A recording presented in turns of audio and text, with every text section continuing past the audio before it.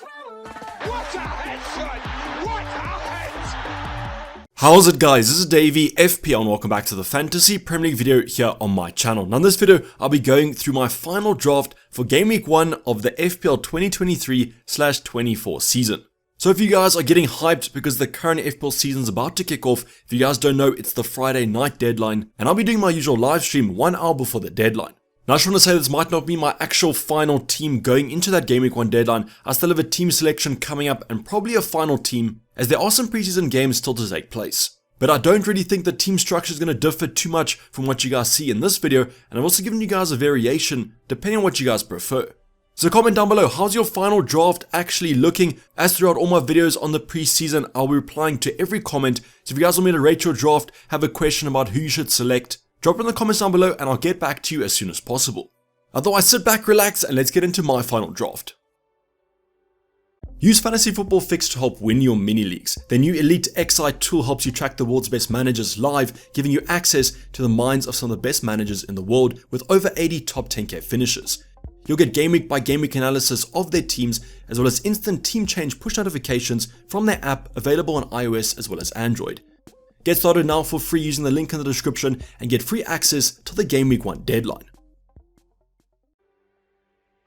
Now the first talking point I want to go over is going to be about a certain Arsenal striker, Gabriel Jesus. Now I'm actually recording this video before the Community Shield game kicks off, and you guys are watching this a couple of hours before, but Gabriel Jesus currently has a knee injury that kept him out of their final preseason game. Now you guys know how well owned Gabriel Jesus is. I think about a 31% ownership, definitely the second template forward to get in the game, and that's going to cause a bit of a shakeup. Now you guys can kind of go for a like-for-like replacement, go for an Ollie Watkins from Aston Villa, Nkunku or Jackson from Chelsea will be super popular, or you can actually revert to going with one striker up front, obviously Erling Haaland. Now I'll be showing you guys what I'm going to do in my current draft because I've gone without Gabriel Jesus, as I do just worry about this knee injury.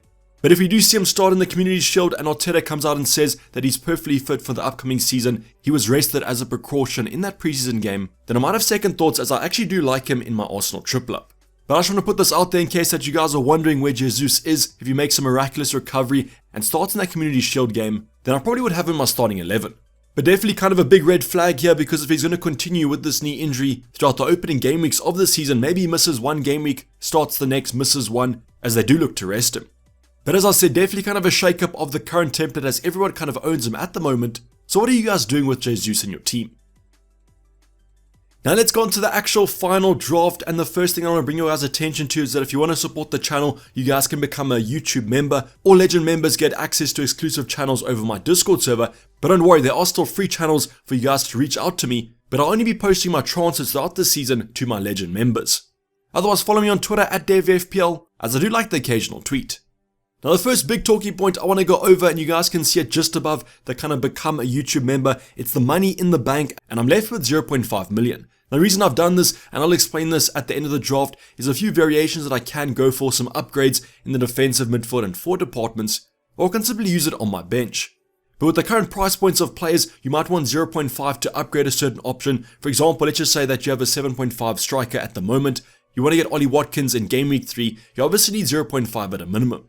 Same can be said about an Estupinan, and you want to go for a Shaw on Game Week 3, also need 0.5, but then you have to be quite lucky with the price rises and the price drops. But at the moment, I've got 0.5 that I'll either use to upgrade my bench or upgrade one of my options. So let's talk about that bench, and as you guys can see, it's a super cheap bench, the cheapest bench as possible. Got Areola between the sticks in terms of our second goalkeeper, 4.0 million. He's the cheapest goalkeeper that might actually play. Now I'll be keeping my eyes on the transfer news, because if a Tom Heaton from United leaves, or we've seen kind of rumours of a potential Arsenal goalkeeper leaving the club, they could become the best 4.0 goalkeeper. But for the time being, and the moment I'm recording this, Areola is the only potential 4.0, and I'm not even confident that he's going to start.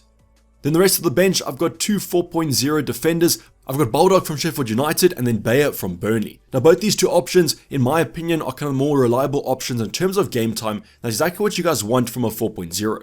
You don't need them to get points every single game week, but what does worry me, and the reason why I might use that 0.5 that I have in the bank, is I don't really trust any of these 4.0s to get me points off the bench. So that's why a nice 4.5, whoever you guys want to go for, a Pau Torres, a Botman, they provide a little bit more security of starts and also points. But as mentioned, if I go for this exact same draft, I'd probably use that 0.5 to upgrade my bench. Then the final bench option is Surridge at 4.5 million, the cheapest forward that you guys can get. And yes, I know that he's left to the MLS. I don't think he's going to get me any points or be third on my bench most game weeks. But because I'm not confident any of the other 4.5s actually playing and getting me points, I'm willing to take the price locked that Surridge is. So what I mean by that is because he's left the Premier League, there's an FPL rule: as soon as a player leaves the Premier League, their price is locked and they're removed from the game. But if you guys managed to bag Surridge before he was deleted, he's therefore going to be price locked in your team. Now the reason I'm advising this is, as I mentioned, there's no other 4.5 that does play, but if you do get a 4.5 like a Mubama from West Ham, I could potentially go for him. But now let's go on to the starting 11, and the first player I want to talk about is my goalkeeper. Now I want to put some kind of disclaimers here. Please don't unsubscribe, and please don't roast me in the comments down below too much when you guys see my goalkeeper selection. Now actually I'm not joking here, but I do have Edison between the sticks, and please listen to my logic before you guys write those hate comments. The reason I've gone for Edison, and if you guys watched my kind of the best goalkeepers video yesterday, you'll understand that Edison had a pretty respectable expected points, but his actual FPL points weren't too great. Now I actually really just wanted a Man City defender in my team because if you guys have seen their fixtures to start off this season, they're simply outstanding, and their Man City defense is the best in the Prem. So my previous draft had John Stones at the centre back position, but now they've just gone and signed Potencia Guardiola as the most expensive centre back in the world, so surely there's going to be some more rotation amongst those centre backs. So could I trust a John Stones? No. Could I trust the Ruben Diaz? Probably not. Nathan Ake might even be rotated. So the only option that I think might play every game is Edison in the goalkeeper position. So that's kind of the reason that I've gone for him, is that I wanted some Man City defensive coverage. I couldn't trust the centre backs or the full backs, and therefore I went for the goalkeeper. Now to be honest, I don't think there's much difference between a Stones and an Edison. Yes, Stones might get the odd attacking return. Ruben Diaz off the set pieces might be more dangerous, but hopefully I get those guaranteed clean sheets from Edison. Now I know it's Rich saying that, so don't worry, at the end of this video I'll be detailing a potential switch if you guys don't like the Man City goalkeeper. But as mentioned, I know it's controversial, I know it might be silly in your eyes, but I think logically it might make some sense. Now because I've taken John Stones out of my team, I've replaced him with another 5.5 defender. That's going to be Ben Shaw from Chelsea. Yes, I will be starting him against Liverpool in Game Week 1. While I might not think he gets a clean sheet in Game Week 1, I do think Liverpool will score. I do think for the future game weeks, Ben Shaw should be a lock. The Chelsea fixtures are great, especially from Game Week 3 onwards, and that's why I'm saving myself a transfer down the line. I'm bringing him in from Game Week 1, and fingers crossed he just stays fit. Now if you guys have watched the Chelsea preseason, you know how forward a kind of Charles getting under Pochettino. He loves his fullbacks to be quite attacking, and that perfectly suits Ben Shaw's playstyle.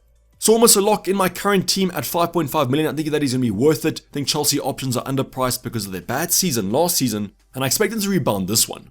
Now my next defender is pretty boring. It's going to be Gabriel at 5.0 million. I wanted some Arsenal coverage because their fixture is also pretty strong, and that Arsenal defense isn't too shabby as well. So Gabriel is my option of choice. Just think that he's the most nailed for minutes. Yes, you might have some rotation with Timber now in the squad, but I think that might come more for the fullbacks.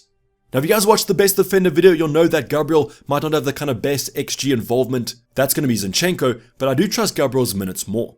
And the final defender is Stupinan, the highest owned defender in the game at the moment, and you guys can understand why, because his attacking stats are simply outstanding. Now the Brighton fixtures do get a little bit more tough as the game weeks do go on, but I'll probably play him because he offers that attacking threat as well. But in terms of this back three, I think this will be pretty template as the days do go on, but comment down below what your defense is currently looking like. But now let's go into our midfield department, and I'm going to start off with our two more essential options. First player is going to be Marcus Rashford. You guys would have seen his XG in the best midfielder video. His attacking stats are simply outstanding. Now they've actually just signed a new striker, so it'll be interesting to see how Rashford kind of sets up around him, but I still back him to get a few attacking returns.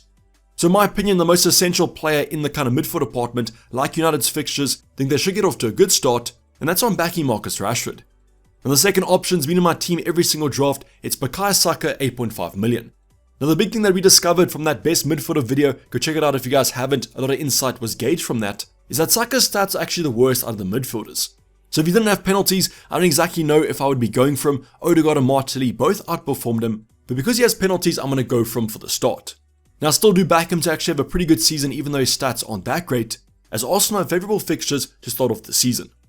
Now because we've gone for a more expensive defence, we've had to save some cash in terms of our third midfielder. It's going to be Mbeumo at 6.5 million. Now to the 6.5s, there's going to be a kind of massive debate this week. Should you go for Eze, should you go for Matoma or Mbeumo? I'm currently backing the Brentford man. He's simply too hard to ignore with Ivan Toney out. I do think he needs to step up. It's a massive step up to Ivan Toney's boots, but I think Mbeumo can do quite well. But this slot will probably be quite flexible as the game weeks go on. I could kind of switch it from player to player, as the 6.5 bracket is pretty popular. Now my next option, I'm going to complete my Arsenal triple up. I think that you guys have to with their fixture run. I'm going for Martinelli at 8.0 million. Odegaard might be a popular option if Jesus is out, but I back Martinelli because of his attacking stats. Once again, from that midfielder review video, you know that Martinelli had the best kind of expected stats per 90 minutes, and that's why if Jesus is going to be out, surely he gets more minutes to play. So I'm perfectly fine with this kind of variation of my Arsenal triple up, and to be honest, I've had this since my latest draft. Then the final option at his price point, I think is ridiculous good value for money. His expected attacking stats are simply outstanding. It's Bruno Fernandes or Bruno Fernandes from United. So we've gone for double United, double Arsenal, but with their fixture run to start off the season, I do think it's worth it. And I think personally FPL's underpriced all of them. So I really do like the look of this midfield, a little bit too much red for my liking, but I guess you could always go for Matoma over Mbumo. But comment down below, do you think this midfield is going to be worth it? What's your midfield looking like? Have you gone for Odegaard or Martinelli? Have you gone for Matoma, Eze or Mbumo? Those are kind of the 50-50s that are going to make up our drafts. I personally love this midfield department. I think it looks great on paper, so let's hope they get those FPL points. Now the final section, our forward department, I'm going to start off with our captain. It's Captain Erling Haaland, perma-captain Erling Haaland, should I say, as I can see myself captaining him for the majority of game weeks. Now I believe at his price point, 14.0 million, he's still worth it, as the amount of goals he's probably going to score this Premier League season is off the charts. Now I've seen literally no drafts without Erling Haaland in the starting 11, so comment down below if you're going without the Norwegian. But unfortunately, it's not too exciting to talk about, so let's go over our last option, and you guys probably guessed it, it's a continuation from our last draft. It's Nkunku from Chelsea. Now I do know that Nkunku and Jackson both are good options. I actually favour Jackson from a punt, but I favour Nkunku because of his expected minutes. He can play as the 10, he can play on the wing, he can play up front. I generally hope he starts up front, because that's where the points are going to lie. But if you guys want to save 0.5, I don't think Jackson's the worst option in the world, but as I mentioned, I'm always going to go for the safer option, and that's Nkunku.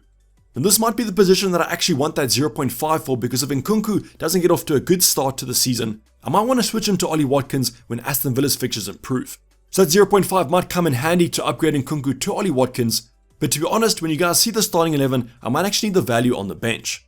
Let's just say that Ben Shaw misses out a fixture, then I want a 4.5 off the bench rather than a 4.0. So if I do go for the starting 11, I'll probably use that 0.5 to get a 4.5 like Pau Torres on the bench. But comment down below, what's your thoughts on this actual team? I know that you guys are probably hating Edison between the sticks, but I think it might actually be a punt worth going for.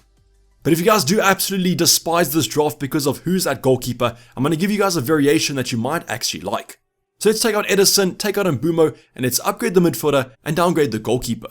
So I'm going to bring in Steele at 4.5, but you guys can go for whatever you want. If it's Johnston, if it's Flecken, they all could be good options. I just like the Brighton goalkeeper, to be honest. So if I do go for a 4.5 goalkeeper, I can upgrade Mbumo to Phil Foden with that extra 1.0 million. Now I guess it comes down to, do I think that this combination scores more points than the previous one? In terms of the goalkeepers, it might be a tough debate depending on how many saves the 4.5 gets and whether Phil Foden actually starts games. On paper, you probably would say that Phil Foden will outscore Mbumo, but if he does get benched 1 or 2 game weeks, this might be a completely different debate. But comment down below, do you guys actually prefer this draft to the last one? I guess you are offered some more flexibility in the midfield department, and I guess another variation we could go for is simply keeping Mbumo and going for a 4.5 keeper. More money in the bank to spend on upgrades if you want it, but I generally like to put the most money in my starting 11. So comment down below, out of these 2 drafts, which do you guys prefer? And while you're at it, comment your latest draft as well for me to rank. Lots of content still to come for this preseason, so make sure that you guys are subscribed and that bell notification has been turned on, as I'd hate for you guys to miss any bangers.